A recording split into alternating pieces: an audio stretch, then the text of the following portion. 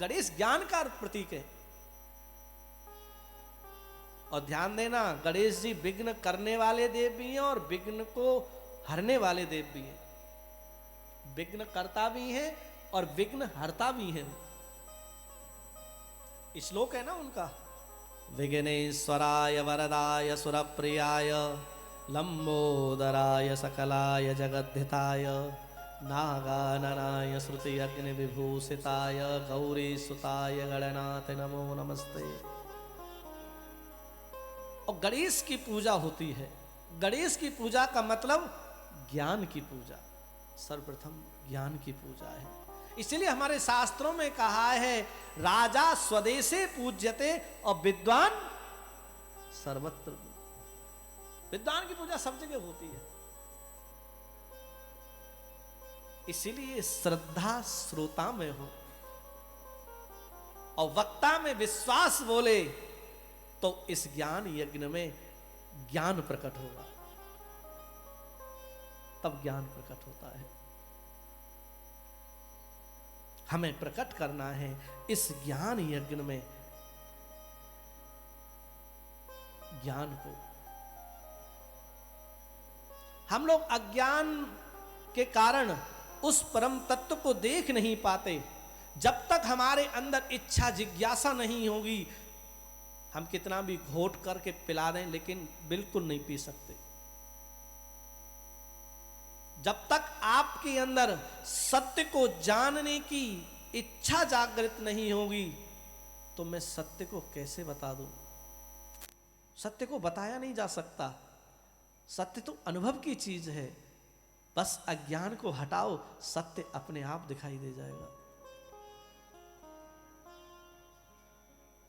लेकिन वो अज्ञान हटेगा कैसे? तो कहते हैं ज्ञान यज्ञ में जब महापुरुष बिना महत पाद रजोभिषेकम, जब तक महापुरुषों का आशीर्वाद हमारे ऊपर नहीं होगा, तब तक किसी महापुरुष की कृपा नहीं होगी, जब तक अज्ञान हमारे हृदय से नहीं जाएगा। अर्जुन के अंदर भी अज्ञान था। तद्विद्धि प्रणित पाते न परिप्रश्नेन सेवया उपदेक्षन्ति ते ज्ञानम ज्ञानिनः तत्वदर्शिनः। जब भगवान ने गीता का उपदेश दिया और भगवान ने भी कहा था कि अर्जुन तू जा उसकी शरण में। अर्जुन कह रहे किसकी शरण में जाऊं? बोले ज्ञानिनः तत्वदर्शिनः, जो ज्ञानी हो ऐसे की शरण में जा।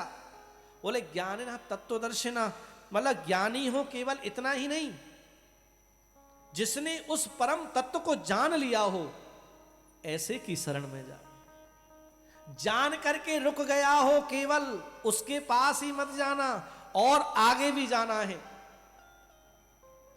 उससे आगे जो चल रहा हो, उसका अनुसरण कर रहा हो, ऐसे किसी संत महापुरुष की शरण में जाना, तब कल्याण होगा। और भगवान ने कह दिया पहले ही कि अर्जुन वो परम तत्व कोई और नहीं है, वो मैं ही हूं।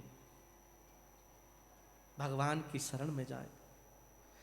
जब चित्त का आईना साफ हो जाएगा, दिल का आईना साफ हो जाएगा, दिल के आईने में है तस्वीर यार, जब जरा गर्दन झुकाई देख ली। बाहर कहीं नहीं देखना पड़ेगा। आंख बंद करेंगे, हृदय में ही उस नंदनंदन की झांकी का दर्शन होगा और वह आपको आनंद प्रदान करेंगे। इसलिए महापुरुषों के सानिध्य में रहकर उस परम तत्व को हम प्राप्त करें।